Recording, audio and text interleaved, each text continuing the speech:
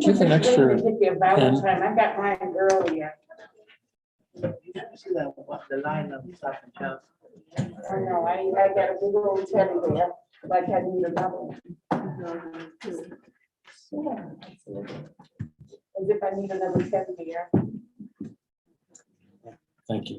You're welcome.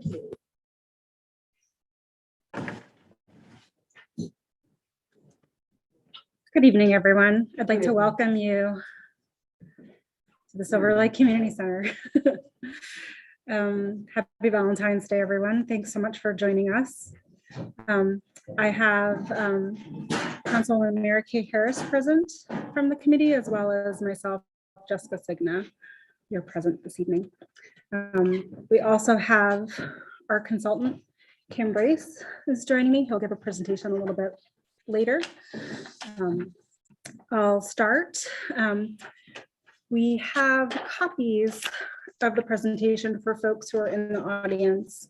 And I believe that folks can see the presentation on their screens at home. When I share it, yes, I will share the presentation. Great. Thank you, Madam Clerk.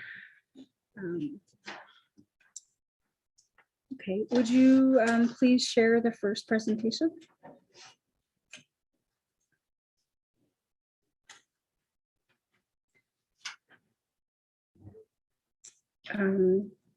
The first item on our agenda is a brief overview from the committee. And so I'll be giving just a short presentation about what brings us together. This is our second public hearing, and last week we went over some very basics about the criteria and why we were all coming together, and I'll just reiterate some of those points. So what brings us together is redistricting tonight. As you know, we're here to learn about how we may redraw our political boundaries. These are things, the 2020 census, everyone participated. We saw some census data last week to redraw our maps. Redistricting is happening across the country in all different levels. The state has just about wrapped up its process. And when the state wraps up, that's when cities and towns on Rhode Island start.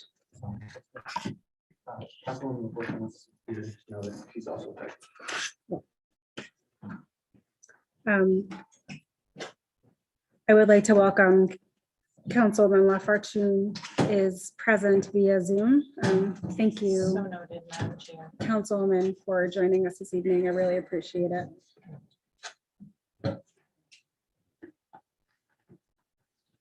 Welcome. We have copies of the presentation are on the table behind me.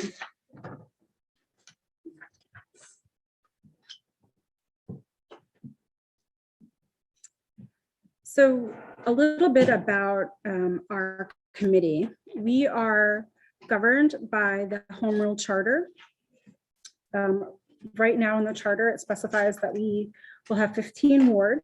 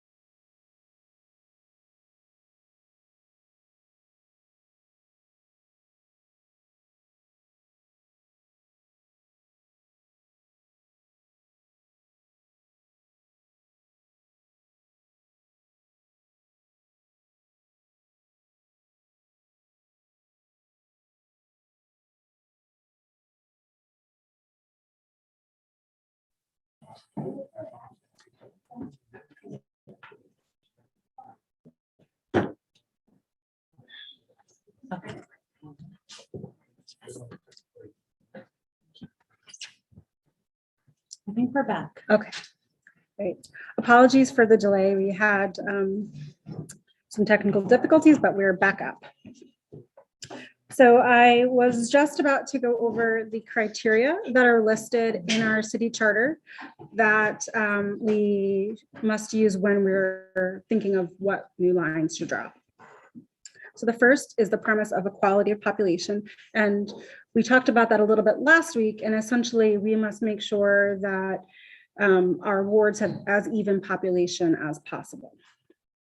The second is that our ward should be contiguous.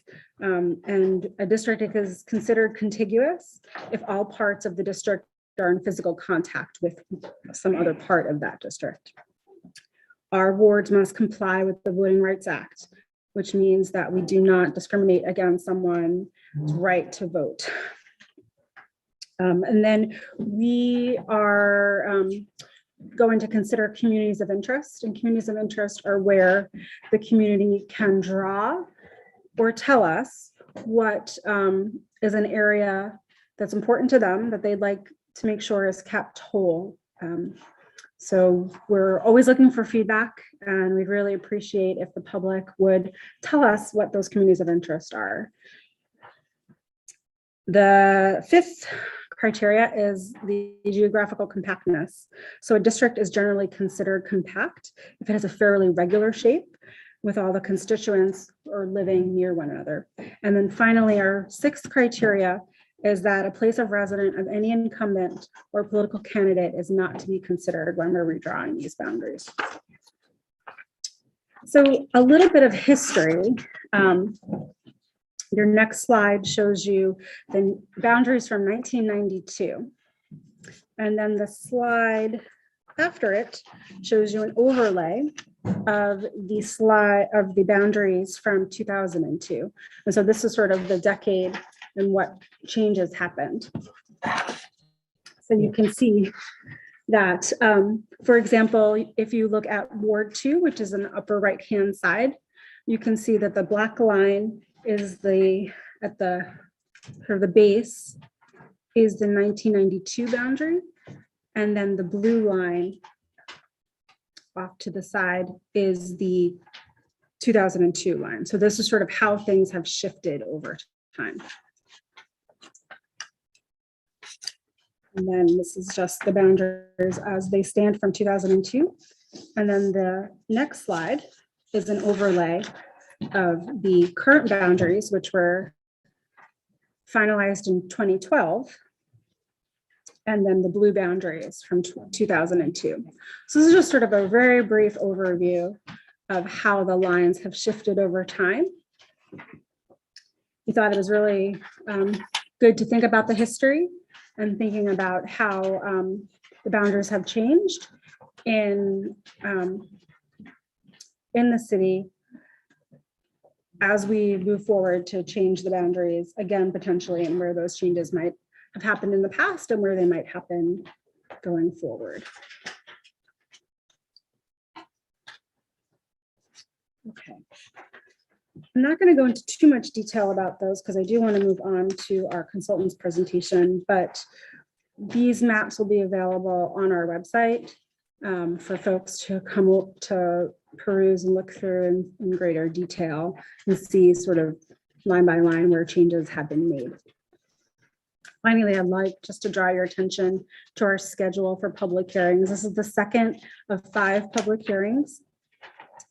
The next public hearing is next Tuesday at Nathan Bishop Middle School. And then the 4th public hearing is February 28th at the Da Vinci Center. And then finally, our 5th public hearing is a Zoom public hearing only, and that is March 2nd. And as always, our public hearings are available in person for attendance, and then also via Zoom and YouTube. Zoom and YouTube are viewing only. If you have any public comment or testimony you'd like to make, we'd love for you to either email us or send us something, send them to your city councilor. Please do reach out and give public comment. We're very interested and excited to hear what folks have to say about this process. And finally, these are just ways to contact us. This is our website and email address. Our email address is wardboundaries@providenceri.gov. And this is the link to the YouTube channel and to our website. Okay. Madam Chair, Yes. Member Freeman is in attendance via Zoom. Welcome, Member Freeman. So glad that you can make it. Thank you.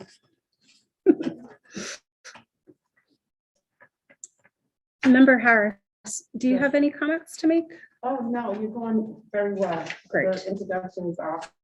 Great, thank you. I'd like to turn now to our consultant, Kim Brace from Election Data Services. Thank you, Kim, for joining us this evening. Thank you there, by all means.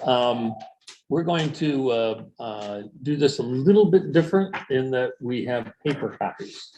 Usually I do it, as you may have seen last week, we had slides and up on the screen, and I was cranking my neck trying to read the thing from a side, but projector is not always working the way that we want to, so I apologize for that. But we do have paper copies so that you can follow along, and that's what I'll be talking from. So make sure you have paper copies. There's lots of copies in the back on that side. So my name is Kimball Brace. I'm with Election Data Services, here to talk a little bit about the process and some of the information that we have to help in that process. So who is Election Data Services? Second page. We've been involved with redistricting since 1979, all around the country. We've done more than half the states in this nation. We have been involved in court cases. We have been involved in lots of different things as the aspect of the census, reapportionment, and redistricting. We're going to be talking about redistricting today, not reapportionment. Reapportionment is the process of allocation of seats to an area. So we were very concerned in Rhode Island of, do we go stay with 2 congressional districts or do we go down to 1? And that was all based upon the census. That is the reapportionment process. Luckily, we had 19,000 extra people that the Census Bureau counted. So we have 2 seats here. We didn't lose one. So reapportionment wise, we came out okay in that regard. Redistricting, on the other hand, is the drawing of district boundaries within that area, be it a state, be it a county, be it a city like we are here in Providence. That is the whole redistricting process of drawing those boundaries once they've been allocated to the area, how we put them in place in terms of drawing them. Next page, a little bit about Kim Brace and Election Data Services. We've been involved in lots of different things, studying election results and census data, and we are also heavily involved with election administration aspects of elections, like voting equipment and all sorts of other things. So we've kind of offer a full range of capabilities and services to state and local governments around the country. So for tonight's discussion, we're going to talk about some of the racial categorizations and talk about some of what we're seeing in terms of Providence. Some of this we talked a little bit about last week, so I'll be repeating that because I'm not sure that everybody was here last week. As far as understanding census data and how it can be used in redistricting. First off, this is the beginning point for all of us. How many people would go into each ward. And this page that says Providence wards with 2020 census data, including allocated inmates. If you had followed any of the news, the state decided that they were going to reflect the inmates of ACI and put some of them back in their home address. And so we went through a process with the state and working with ACI to get upwards of 41% of the inmates of ACI that were there for less than 2 years, we have allocated them back to their home address. This was the home address that they gave when they entered ACI. Some people have questioned how good that address is, but it's the only piece of information we have on that side. So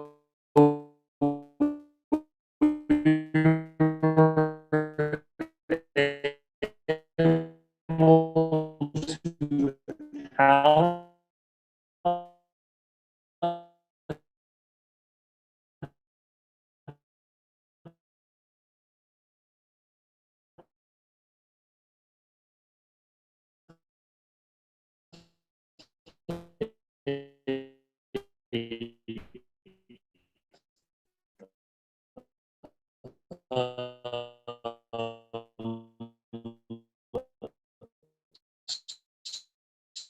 some those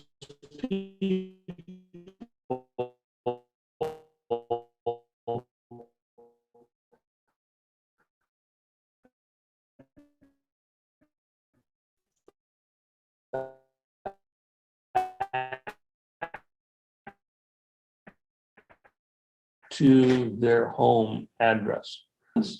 And so it affects in the state. What it does do, though, we're down.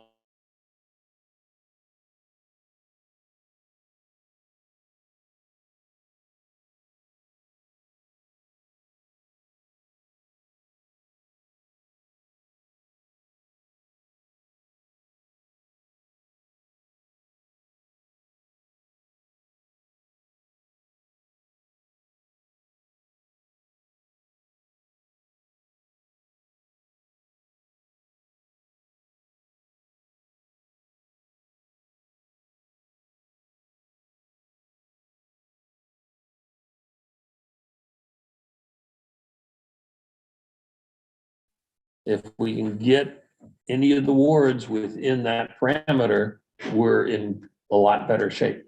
That's what our goal is.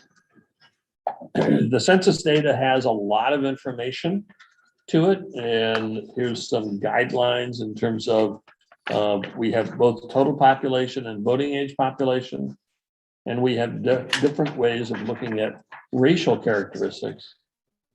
And there's some of the codings that we have here, and that will be utilized when we look at some of these tables in this presentation. The next page is the ward deviation from that ideal population. And this lets us see for each of the 15 wards where we are at the beginning point. The left-hand side is the raw deviation, that number, and the right-hand side is the percent deviation. So we're going to be looking at trying to bring these districts, particularly the ones that are on the extreme. So anyone that is 500 or more underpopulated, we need to add people to that ward. Anybody that is 1,000 people and above in terms of the population, 1,000 above the ideal size, we're going to need to take people away from that ward and allocate them out to other wards. So this is the process that we'll end up doing in terms of redistricting to bring each of the wards into the magic number that we're all looking for. What you see in this table in terms of the raw deviation and the percent deviation is that the heaviest populated wards, 12 and 15, are right in the middle of the city. they're the ones that are gonna have to take people away from those wards and put them out to the other wards so that those other wards that are underpopulated can come up in size. That's the process of redistricting. And we can see both in terms of the raw deviation and the percent deviation, what kinds of things we're looking at for the different wards. So those are the parameters that we start with from a redistricting standpoint. Now, we've looked at, in the next page, we've looked at what's the growth in the city. We know that unlike 10 years ago, the city now has gained population. And it's in different parts of the city, but we can look at, see what the raw growth is and the percent growth is for each of the wards. So the largest growths are here in the 7th ward, 15th, 12th, and the 11th. Those are the ones that had the largest growth in the past 10 years. And certainly in terms of percentages, you see the biggest percent increases in 12 and 15 on that map. So that gives you a clue of where things are, just what has happened in this city on that side. The next page is a big table. And I'm going to spend just a little bit of time. We spent a lot more time last week on this, but I wanted to show you what we're looking at in terms of the racial characteristics of the census and how that will help us, or we need to be cognizant of that. Certainly what we see, this is the first page, is the 2010 census. This is the total for the whole city. This is not on a ward by ward basis. So this is what there was in terms of the census data 10 years ago. And there's some things to keep in mind and to look at, because you'll start seeing some significant changes. First off is that column that says 2 or more races. In 2010, it was 6.53% of people that had marked more than one race. Okay. That's a little bit higher than the nationwide average. This was 10 years ago. But if you flip the page, one page, and look at what it is for 2020, it's now 14%. So you see we've had more than a doubling of the number of individuals that have marked more than one race. That tells us a bunch of what's going on in this city on that side. So we can see that in the data. The other thing to take a look at in 2010 is the column that says Hispanic. That was 38% Hispanic, while the African-American population in 2010 was 16% of the population. So it was already the case in 2010 that we had a larger concentration of Hispanics than African-Americans in this city. That has expanded if you look at 2020. The African-American population went down to 16% as opposed to 13%, I'm sorry, 13% as opposed to 16%. So the African-American population went down some in 2020 compared to 2010. Is that because we stay as one race as black, or we keep switching? I'm trying to figure that out. Okay, what it is that there is different ways that the Census Bureau counted people. Not only the fact that you could mark more than one race, which is what we talked about, the 2 or more races. But what happened is that the Census Bureau really asked everybody 2 questions, 2 basic fundamental questions. One is, what is your race? And the second question, not collapsed into the first, but the second one is, are you Hispanic or not? So the Census Bureau does not treat Hispanics as a race. They're an ethnic origin. And so it's two separate questions. What it does do for us, though, is that the Census Bureau has given us the capability of pulling the Hispanic categorizations out of the race. And so that's what you end up seeing in all of these calculations, that they are non-Hispanic Black and non-Hispanic American Indian, or non-Hispanic Pacific Islander, or non-Hispanic other. So any of those rows that have an A, If they're not a race, what are they? they are an ethnic origin. They are Hispanics as opposed to a race. And so what you see in this table is the rows that say and have an A next to the number. That gives us the clue on where we have taken Hispanics out of the race, and we're just reporting for each of those race the non-Hispanic categorizations. So for example, if you look at 2020, you look at the combo one, that row 2, that showed 47% white in 2020, according to the census. But if you took Hispanics out of it and counted all the Hispanics that also marked themselves as being white, then the non-Hispanic white went down to 35%. So that's where we can start seeing some of the interesting dynamics of the demography here in the city. So the A rows gives you a lot more information, because it then lets you reflect what the Hispanic population is in combination, or looking at also the African-American population or the Asian population or any of the other categorizations. I got a question. Okay, What if the Hispanic said there was Black and Hispanic? I don't see anything out here. what it is that for But I the, see if it's white and Spanish, the whites go up. I'm just curious, how does it work? okay, what it is that when, if they marked Hispanic, then they went over in the Hispanic column. Okay. And they got pulled out of the Black column, or they got pulled out of the white column, or that sort of thing. So what you end up, They say they did. I'm just curious. what it is the actual numbers, because we've been working with the tables. That's what takes place on that regard. So Hispanics get counted in Hispanics. Black Hispanics, you'll see that if you look at the rows that have just the number, not the letter. That would be any of the Black columns.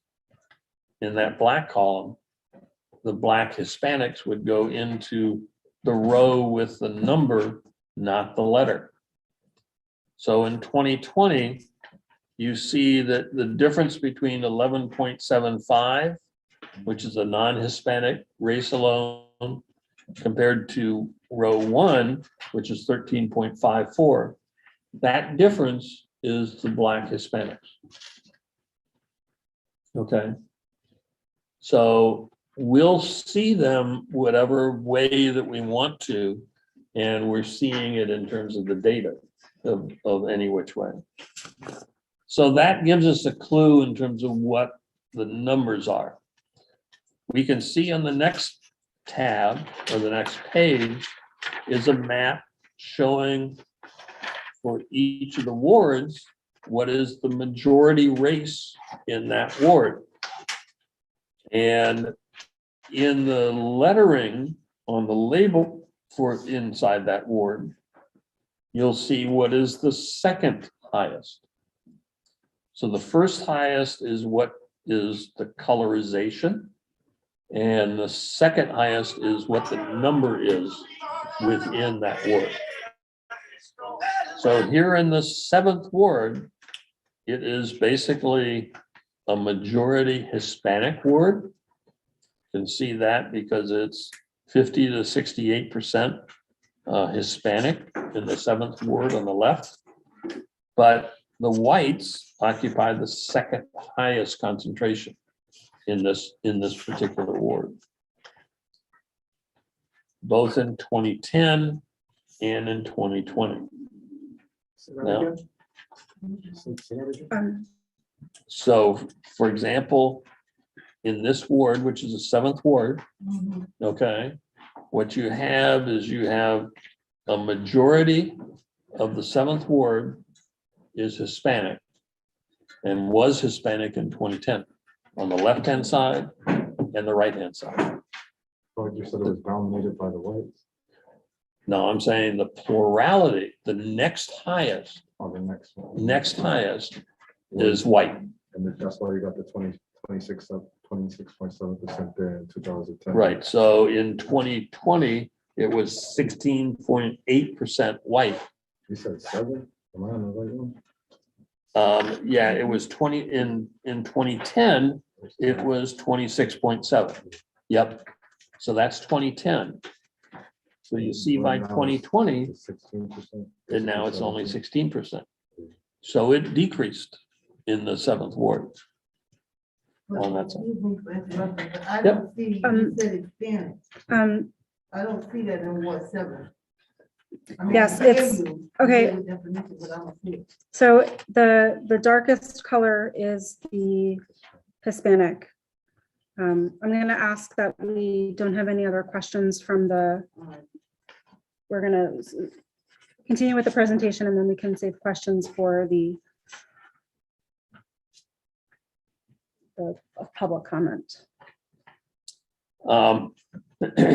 So we can come back to these numbers on that side, but I just wanted to give you the dimensions of what we're looking at in terms of the census data.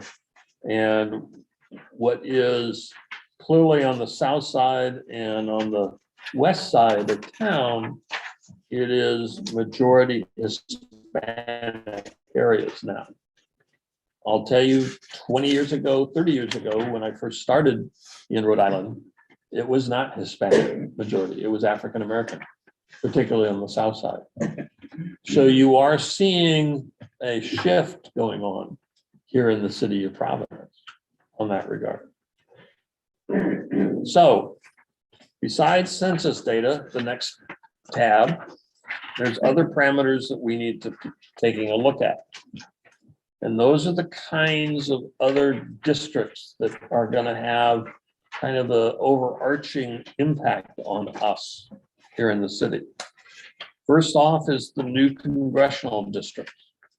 This is what is been proposed and what, in all likelihood, tomorrow, the state legislature will vote upon, is these congressional district boundaries. So, like previous decades, the break point is basically within Providence. In all other parts of the state, it is whole townships for the congressional district. Providence is the only city or town that is split by a congressional district boundary. Okay, because we've got so many people here, and it made it easier to find that magic number.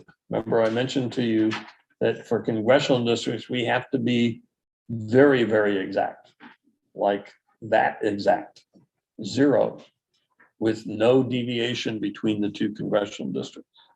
In order to do that and look at every single block along the border, you can do that within Providence.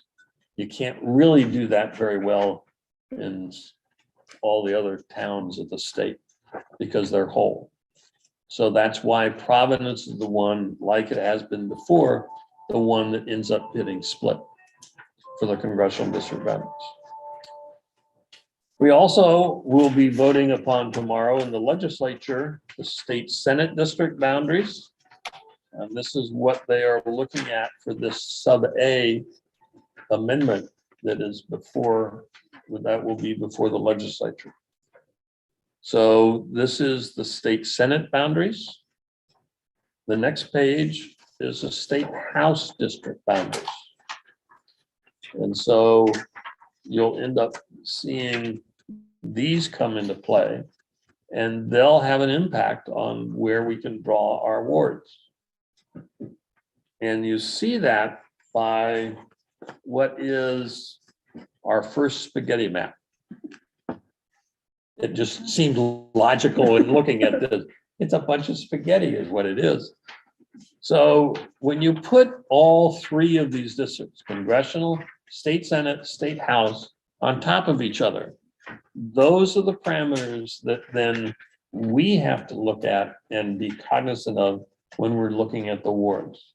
And the way to do that is you put these all on top of each other and see what the various pieces are, because those are the pieces that we may be looking at in terms of how to draw the wards. Because ultimately, for the election officials here in the city, in order to keep them from having small little pockets of voters that they can't accommodate because they don't have enough machines, they don't have enough poll workers, all of that kind of parameter, we need to try to see if we can have the minimal amount of pockets that are taking place. And the way to do that is to squish everything on top of each other and see the spaghetti sauce on that side. Now, there are other considerations to come into play besides those three boundaries. Clearly, the next page, this is what the ward lines look like now. They will change. These are not the firm ones that we have to not violate, because these are the ones that we're going to end up changing. So you can see where those are, but that's something that is we can take into account in drawing districts, is look at what the old districts were in the census, the wards. We also have on the next page is we've given you a map of the neighborhoods. Neighborhoods are sometimes good clues of where people think. This is, neighborhoods are generated by the city planning department, looking at all the demographic data that they look at and trying to come up with what seems to be acceptable definitions of the neighborhoods within this city. And so those are things that we probably will try to look at also when we're drawing the districts. We may not be able to hold them whole. In all likelihood, we won't be. When the city drew these neighborhoods, they were not drawn on the basis of the total population. They were based on the demographics of the area, whatever the population was. And so these are sometimes good building block potentials, but they're not ones that, you know, you have to stay totally within Federal Hill, for example, or whatever. But it is an idea. It's what has been commonly recognized within the city as the neighborhoods. So it's something that we should take into account on that side. What it means is the next page is you get a full course meal of spaghetti when you put all of this stuff up together on top of each other. I'm sorry that we only have black and white. We did have these in color. If we had had a projector, you'd see them in color and you could see the differences in terms of the different boundaries.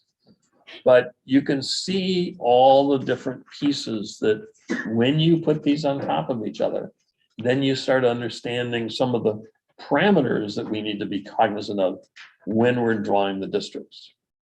So I wanted to give that to you too, and looking at that full course meal. I know it's dinner time and we're talking about meals, but you know, it's one way of looking at this. So with that, that is kind of an overview of some of the parameters that we're going to be dealing with. Clearly, when we look at these and we start playing with what could be done, we'll have these as layers on the mapping software that we have. And so as we go into other meetings and other public hearings, we'll bring those up Hopefully we'll be able to show them on the screen, because we'll have the adapter and everything else that we need. But this will give you at least some ideas, and at least we do have paper copies that you can take home and write on or whatever. Send me crazy notes, because now you've got on the very last page, or the second to the last page, you have my email address. So you can get in touch with me. Any thoughts and comments, questions, whichever. With that, Madam Chair. Thank you, Mr. Brace. Very much appreciate the detailed context by which we will be redrawing the boundaries. It's always important to make sure we have a good understanding of the data and information, and these public hearings are about educating you all. So thank you, Mr. Brace, for that, and thank you everyone for your attention to the detail and questions throughout. Our next item of business is public input. I have 2 names on the list, but as always, if you're here and you would like to speak, we definitely welcome that. And unfortunately, I am unable to read the first name. I believe it's a C and a K is the last name. I'll send it back to them. I'm gonna pass it. I'm gonna learn a little bit more before I speak. Okay, great. And then I have Santos Javier is the next person. Oh, to speak now? Yes, please. Oh, okay, good. So my first question is, I think, Can you just state your name for the record and, oh, do you want to maybe come up? yeah, if Closer? you could come Yeah, up maybe closer to stand the owl. This is a recording and a video. So Okay. for the folks at home. okay.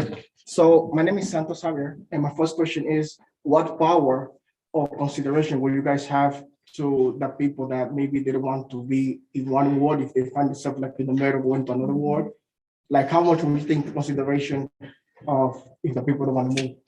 Or like, it's always getting our gas because it's going to be voted on, but you said that what we're doing here is because we want a saying of the people, like what do they want, and so do they have any power?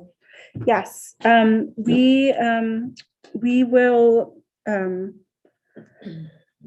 we would love to see sort of hand-drawn maps or sort of maps of where folks' community of interest is. So sort of putting that in context for us and then bring that to public testimony or via email.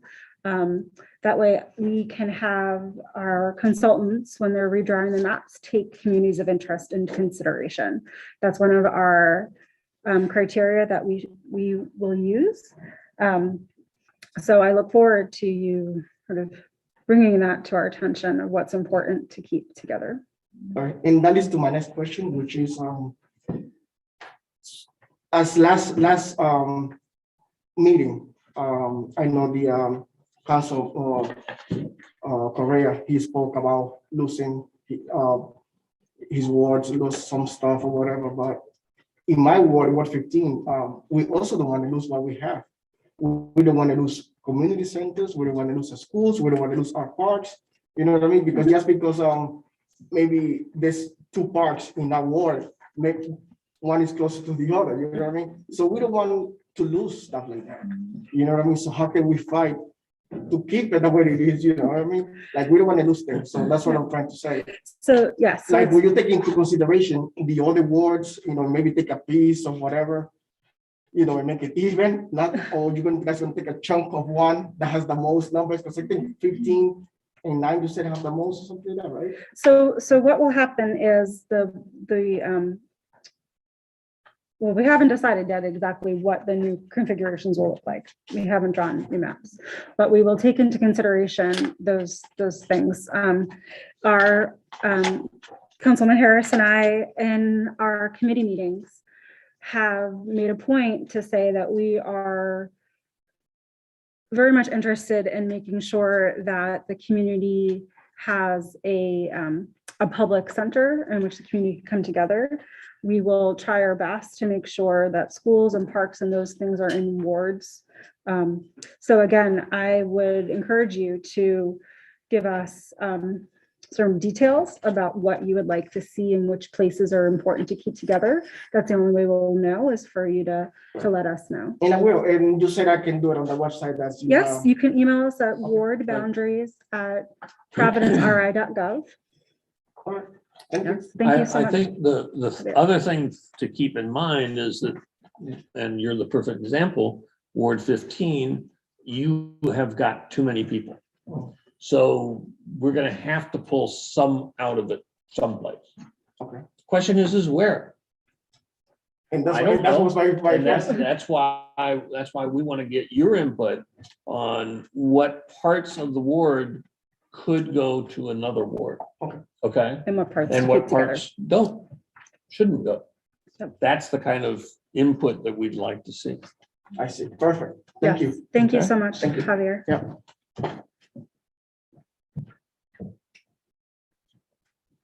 Would anyone else like to come forward? Yes, Councilwoman Harris. Or pick it up. You're okay. Huh? This is okay. Over there? Nope, I think you're okay there. You're good there. Thank you. I'm tired. Thank you for the presentation, and thank you for the questions. I think the questions even helping me with a little bit more clarity. I mean, I have never drawn maps before. This to me is just like being in college right now. You're learning something new. However, it's very, very important. It's a very important thing that we have people together and given their, like Brother Javier did in his presentation about what's so important to them. Ward 15 in 2012 used a highway and came into Ward 11.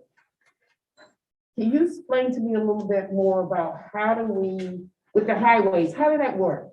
How are you able to come out of one district, one ward, and travel through a highway in order to create people?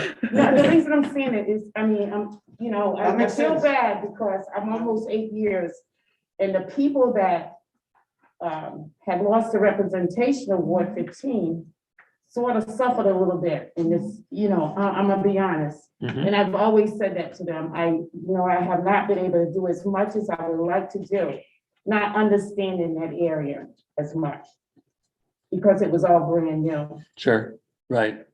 So what you'll see in the census data, but more importantly, in the census geography. The Census Bureau has geography that gives us clues of what is this line? Is it a freeway? Is it a main road? Is it a side road? Is it a stream? Is it the river? What is it? What makes up this line?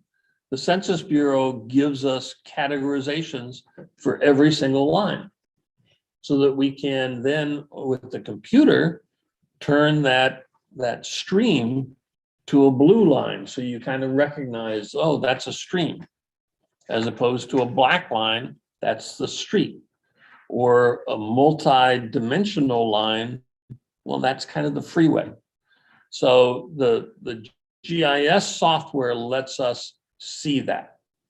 Now, when we draw districts and we look at what we're doing is we're looking at each and every census block. What is a census block? We're sitting on a census block. It is bordered by, probably in this one here, 4 or 5 streets. The inside of that census of those streets, basically what their program does is it starts at a point, goes along a line. When it hits another point, another intersection, it turns right. And it comes down and it hits the next street intersection and it turns right again.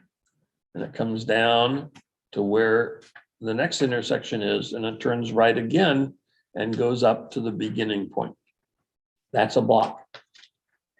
just like what you see in the city. But when you're out in the rural areas, blocks don't look like city blocks. They kind of go all over the place because they're following whatever these visible features are that the Census Bureau looks at, okay? Those are the pieces of geography that then we look at and have in order to do redistricting. Because with each block, we get information from the Bureau. How many people are there in that block? How many blacks, how many whites, how many Hispanics, how many, all of the racial categorization. What's the voting age population? All of that sort of thing is all in that little block here, so that we know what's the people, the dimensions, and how many are there. So that when we're looking to get that 12,754 number, we can add up those blocks to see how many people in that territory that we've just drawn makes up that ward in that instance. On the census data, Uh-huh. we had, this back. We know that there's been plenty of people that's been evicted from where they was originally on the census. How are they counting them people? I know a lot of people from Providence moved to Kentucky, black people. How are we gonna be counting? So what the Census Bureau does is it looks at where everybody was on April 1st of 2020. That's the date. So wherever you were on April 1st of 2020, that's the number that they're looking at. Then how come they can't vote at that address? Well, once they move, then That we're, census says they live there. well, it's a difference between what the Census Bureau guideline is for where it's being counted versus the voting process, which is dictated by state and local law. So that means we can have less and less blacks in office. That's all I'm saying. I'm just looking at it that way. Because I see what's going on here, in my opinion. And if our people ain't actually counted where they're at, we will not be in office too much longer. Well, And this year's census bill is screwed up. I recognize that, and that's what I was fighting for and all the census meetings that we had and everything else to try to make sure that more and more people were counted. I don't know. We were I don't know if actually, politicians. we were and the actually community counting think more about someone, and but I don't better. think the funds for black people in Providence are, but this stuff is black. I mean, I hate to tell you this. Yeah. I recognize that that's a problem. But it is the dimension that we are dealt with, the deck of cards that we're given at this point in time. And that's the only thing that we have to be able to work with at this point. It would be nice to potentially have it differently, but for the purposes of the census and the purposes of redistricting, we're playing with these cards. But it's wrong. Yeah, that's not. I'm not judgmenting that one way or the other. I tend to agree with you, but it is the parameters that we're dealt with. And the federal government should be sued. There's a couple of cases on that one, yes. So. Do we have anyone else who would like to subject? Great. Yes, Cedric Russell. Yep. I'm a member of the Direct Action for Rights and Equality. I'm a co-advisory chairman for Black Lives Matter Rhode Island Pride. I am running to take the Mary Kay seat. And We haven't gave you over a seat yet. she's just I keeping knew it. that. She's keeping it warm for me. It's cold seats tonight. I'm sorry about that, guys. They're not supposed to be about politics. Well, They're nonprofit. Thank you. My main issue is like, what is the premise of you guys dividing and redistricting on race? Like, why is that the premise? When we're looking at redistricting, we have three main components to take a look at. First off is the total population. We have to get things equal. using the total population from the Census Bureau. That's the first parameter. That's what the courts have told us. And they've told us for local redistricting, we have to have no more than the 10% deviation that I talked about before. I've seen it was 5 last week. It was 5% above and 5% below for a total of 10, okay? The second parameter that the courts have told us is that we have to look at the Voting Rights Act. We have to fairly reflect minority voting strength in the area. Now, what is the definition of that? That can be a question mark in some instances. And that's where there's court cases that get into that. But it is something that we, from a redistricting standpoint, need to take into account. But the courts have also said it cannot be the primary basis of the districts. So race needs to be taken into account, but it can't be the primary. But that's what it seems like, and that's what it seems like the whole premise is based on, like you're dividing based on race. That's what it seems. The court, it may appear to be the case, but the courts have said that it can't be the predominant factor, okay? Is that not what it is? We fight hard to kind of get a medium between all of this. What you find in redistricting is there are lots of different parameters, lots of different wishes, lots of different things that people want to see. And I have a standard saying, I've said this in all of my speeches. I know when I've done a good job, if everyone is just a little bit mad at me, because nobody can get everything. And that's what the redistricting is all about. It's an art of compromise. And so you may not like what I did on this line along Elm Street or on Main Street, but we need to take a look at the overarching plan and see if it meets as many needs as possible. We can't satisfy everybody. I recognize that, but we try to get as much as possible to get everyone to buy in on what the ultimate plan would be. And that's why we have these public hearings. That's why I encourage you all to come, every single one of these, talk to us, tell us your concerns, tell us your thoughts, what you don't like, what you like, whatever the case may be, because that's how we learn. That's how we get that input. So I encourage you all to come and see me, God knows how many times, but on that side. Yes.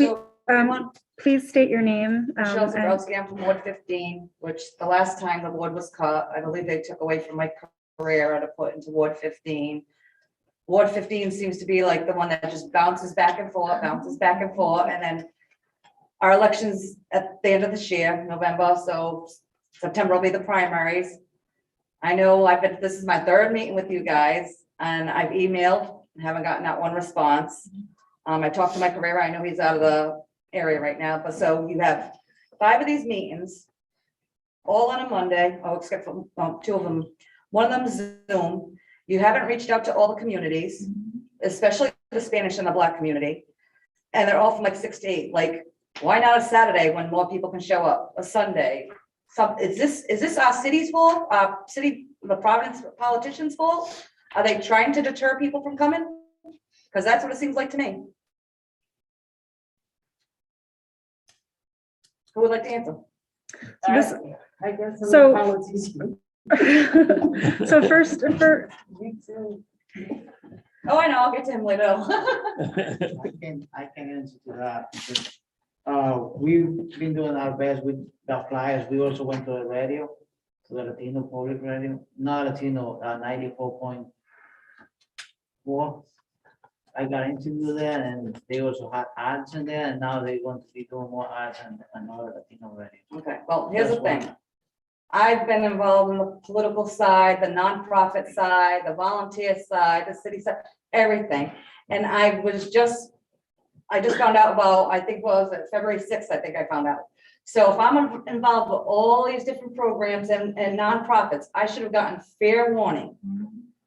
Not only that, you can send out all the tax forms out. You can send out, oh, I want to get registration. You know, you won't register my car if I owe you 5 cents.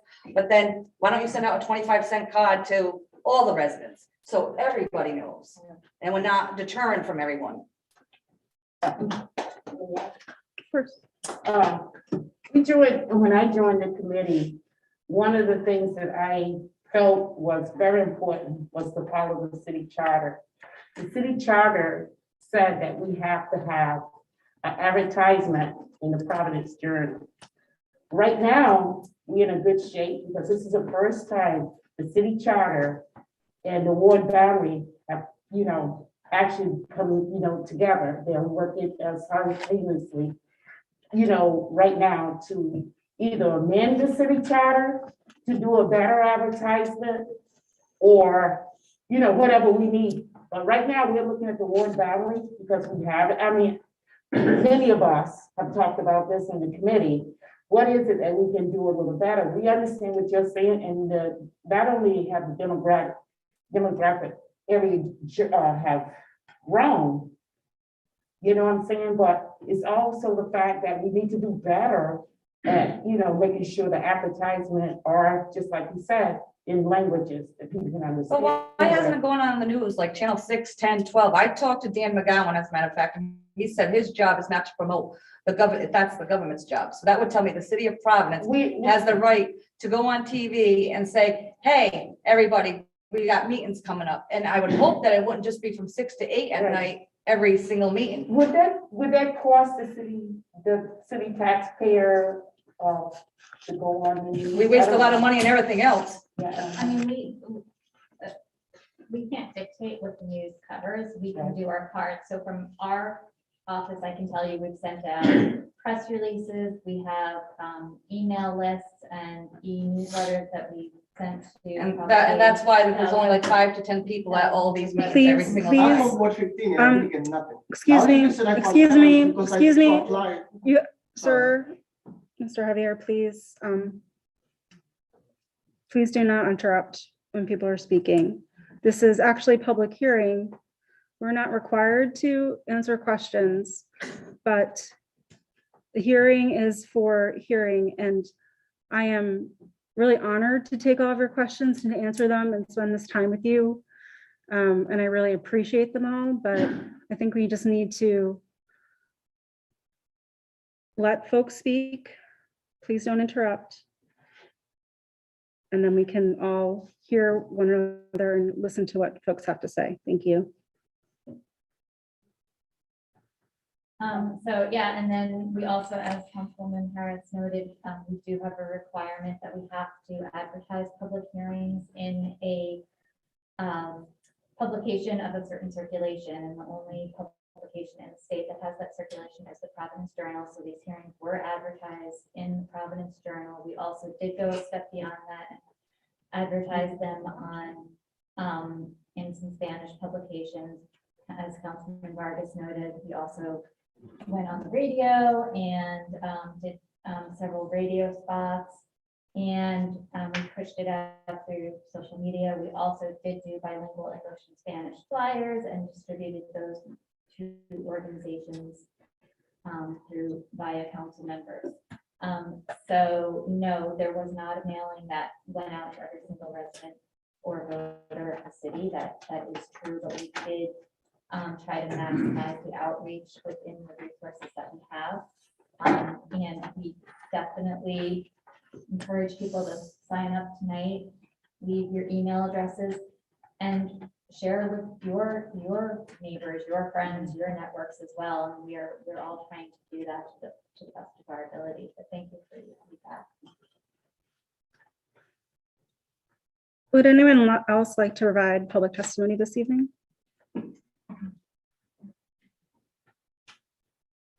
I said that the flight that I got was actually from Mary Kay. and she's on another ward from me. I'm from Oliverville. And I got some from Medicaid. It's the only one I got. None of my neighbors got nothing. I don't know why I got yours, but at least I got something. But thank you for doing that. Ma'am, you were asking a question before? Would you like to, can you come forward so we can hear you and get your name?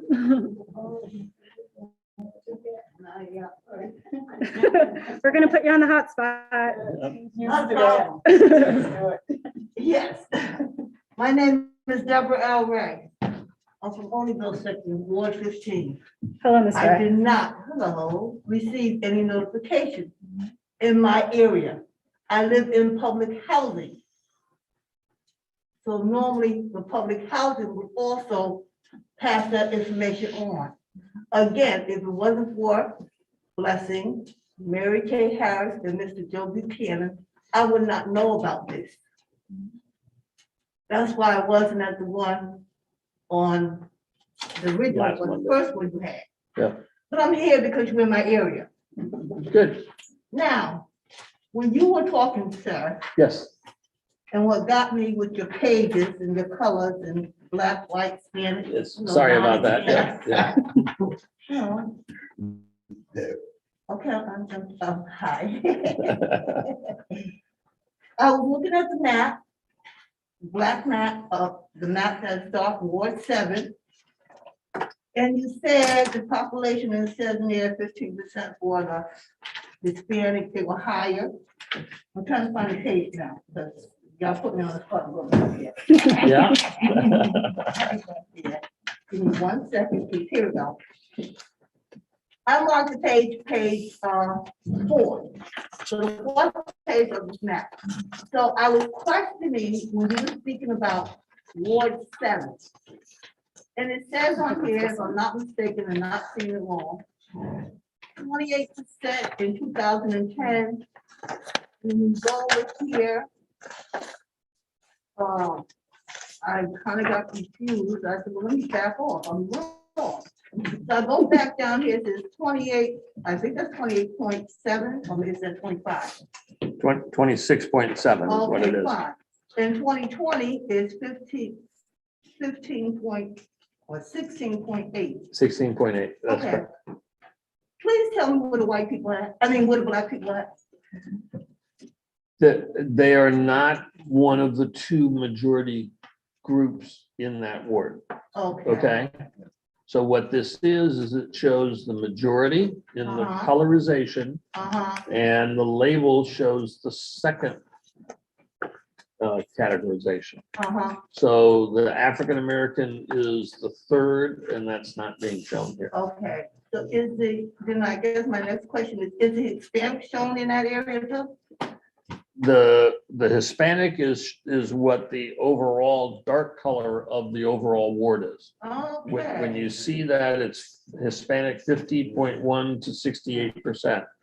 Gotcha. Okay, No problem, it's not colored, it's okay.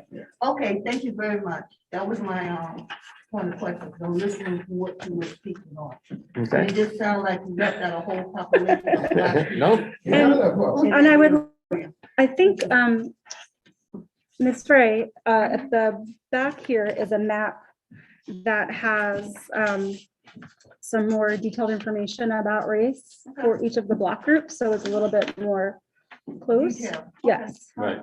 Thank you. I was just going by what you were speaking on. Of course. What you have And- presented as black and white.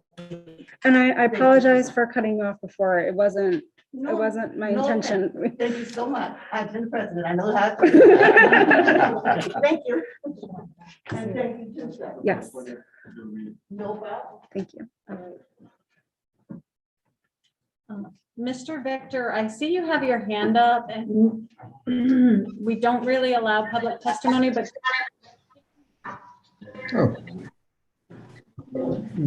I'm not sure what that means. Yes, hi. I'm not sure what that means. So can I speak or not? No, we're No. not, the Zoom and the YouTube are for viewing only. If you would like to provide public testimony, you can do so via the email address. if you're not going to be in person. Oh, okay. Thank you. Thank you.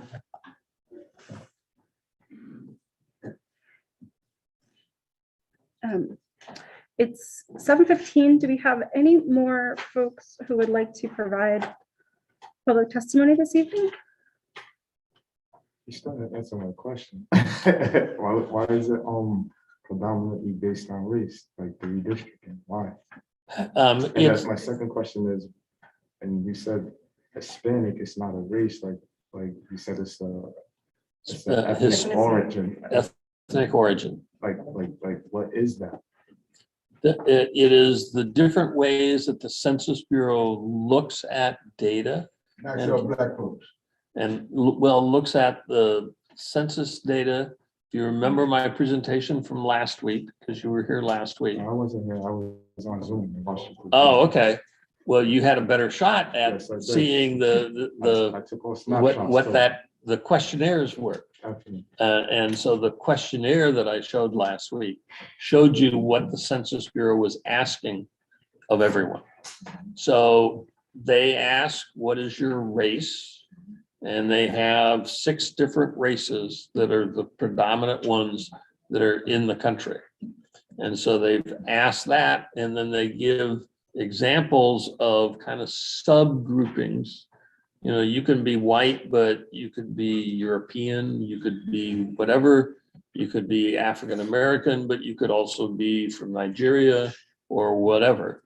So the subgroupings is what they give as a way of helping people understand maybe what categorization they might want to fall into. What does that have to do with redistricting state? Like, I'm not understanding. Like, why is Okay, race because the element? Why is that the element? because from a redistricting standpoint, the courts have said we have to take into account race, or making sure that we don't discriminate on the basis of race when we're drawing. Because right, think about it like this, right? Most people that are in jail, right, especially in my community, right, they're black men, black and Spanish men that are locked up, right? Right. And you guys are taking that vote. These are taking, what'd you say, 41%. You're giving us back 41%. Right. You're actually taking. Well, no, 41% of the states that were at the ACI 41% We're of the able- prisoners at the ACI on, are on- being redistributed back to the jurisdiction of their Under 2 home. years, right? Anybody that is in prison for less than 2 years. So as how- of Census Day, so people who were counted on April 1st, 2020, Census Day, Mhm. at the ACI, if we had their address, then we could figure out where their home address had been. And then about approximately 375 people come back to Providence from Cranston's census or block group. So are those numbers that are still at the ACI that are gonna go towards that district, are those numbers factored in before you guys take from other? Yes, so the 375 are back into Providence and have been removed from Cranston. So Cranston's But I'm population, saying that Cranston, because you guys are gonna count all the rest, even the 31 that's The taken rest of out. them will be counted in Cranston. Yeah, And so they were taken into account when we drew the state house and state senate boundaries as being in Cranston. So that caused that district to have a little bit more people so in why it won't you take because from of the there? ACI. Why wouldn't you just take from that? Because what the commission decided was that there were too many other parameters to look at everybody being allocated back to their home. That if you're going to be in prison upwards of all 10 years of the census, then you're not going to be going back home in that 10-year period before the next census. So they ended up, the commission decided on a vote that they would only take into account those persons that were at the ACI for less than 2 years. And we would allocate those back to their homes, but not everybody.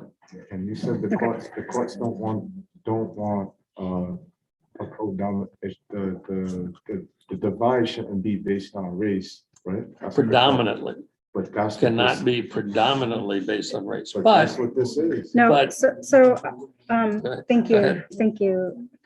So, we're gonna end after this.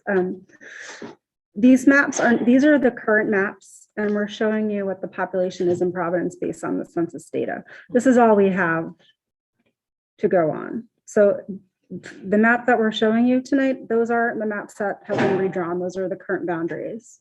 I understand that, but So, you plan on it's- redistricting it's- based on race. That's what you're doing, right? We're showing you what the population is today and how it's changed over time in Providence. It is one of the things we have to consider.